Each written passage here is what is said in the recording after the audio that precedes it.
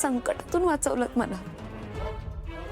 माझ्या विठुरायासारखे माझ्या पाठीशी उभे राहिलात। तुम्ही आज माझ्यावर जो विश्वास टाकलात ना, त्या विश्वासावर मी खरी उतरेन। मी तुम्हा सगळ्यांना खात्री देऊन सांगते, या गुरुकुलात येणाऱ्या प्रत्येक विद्यार्थ्याला मी फक्त संगीत नाही तर आपलं आयुष्य सुरांनी कसं सजवायचं हे सुद्धा शिकवेन। ही माझी जबाबदारी। धन्यवाद।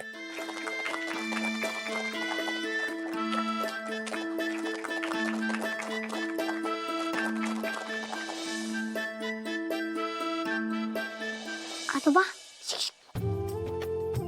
ते काय ऍडमिशन राहिलं असतं ना, ते आज होणार असतं बघा। फक्त थोडा वेळ द्या मला।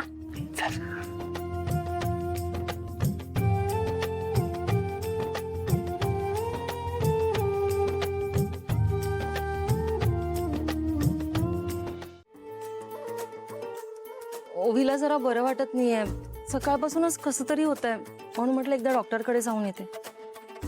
अति कौतुक करतेस तू या पोरीचं। हिला काय धाड भरणार आहे हा? लगेच चाललीये डॉक्टरकडे घेऊन। काय झालं एवढं?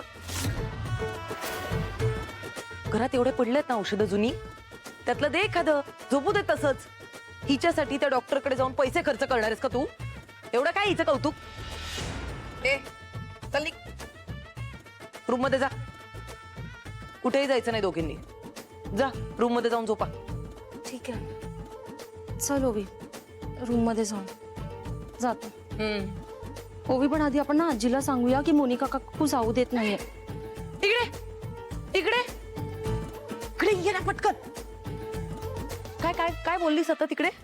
अगं काही नाही, आईंना सांगून जातो मग रूम मध्ये की तू डॉक्टरांकडे जायला नाही म्हणतेस, कारण त्यांनी ना खूप काकुळतीने सांगितलं होतं हिला आत्ताच्या आत्ता डॉक्टरकडे घेऊन जा।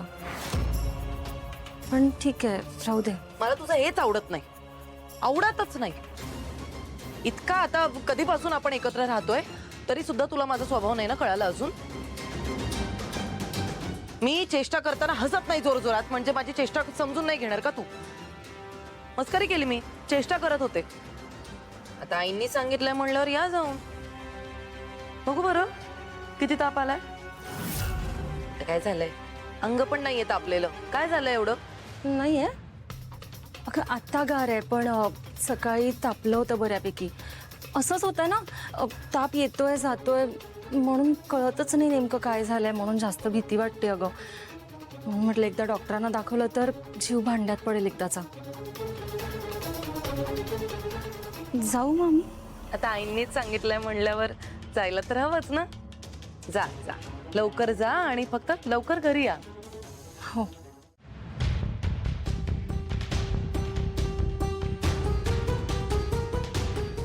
वसंत दादाची स्टोरी ऐकून शांत झाला? फ्लॅशबॅक मध्ये गेला ना? येणारच ना फ्लॅशबॅक।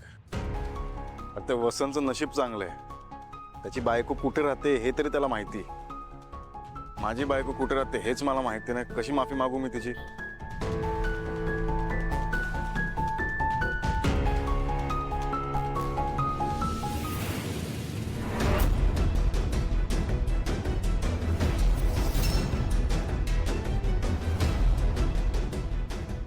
तू कोणाला बघतोयस? आणि तो जो माणूस उभा आहे ना, त्याचा चेहरा जरा ओळखीचा वाटतोय,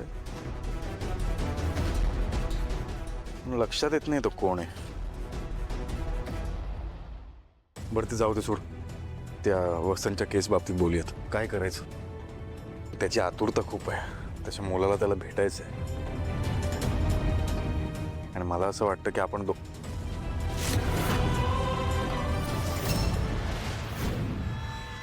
पावसाचं वातावरण आहे, बाळ आहे तुमच्याकडे? काय नाही साहेब, ते बाळ घरी रडत होतं ना, म्हणून इकडे हवेमध्ये घेऊन आलो। जा तुम्ही साहेब। तुझ्या चेहऱ्यावरचा आनंद पाहून ना खरंच ह्या वास्तूला चैतन्य आलंय। मलाही खूप छान वाटतंय बाबा। मला सरस्वती आईने आशीर्वाद दिलाच आहे, पण तुमचा सुद्धा आशीर्वाद माझ्या पाठीशी असू द्या. पाया पडते.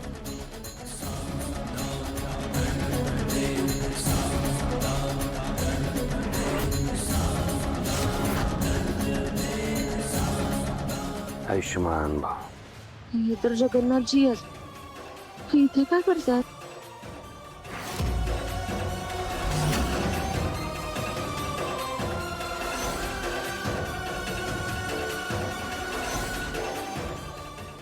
पांडुरंगा, हे काय नवीन संकट. जर यांनी मला आणि ओवीला इथे बघितलं तर घरापर्यंत बातमी पोचायला वेळ लागणार नाही.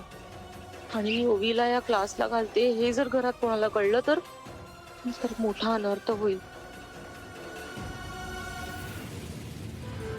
बरं ऐक, काही खोल्यांचं अजून थोडंसं काम राहिलंय, पण ते मी पुढच्या 2-3 दिवसात करून घेईन. ओवी, तू आलीस? मला वाटलंच नव्हतं की तू येशील. हो, पण अबीरला खात्री होती की तू नक्की येशील म्हणून. हो ना, या बीला खात्री असते बघा ओवी गुरुकुलात येणार म्हणून. आता ओवी गुरुकुलात आलेली असते बघा. खरंय. बरं झालं तू आलीस. तू एकटीच कशी काय आलीस? कोणी आलं नाही सोबत? नाही नाही, मी एकटी नाही आली, काकू आली ना माझ्यासोबत.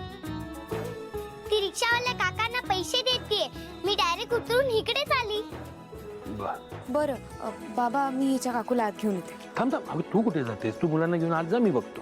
चालेल, चला आज चला आज चला.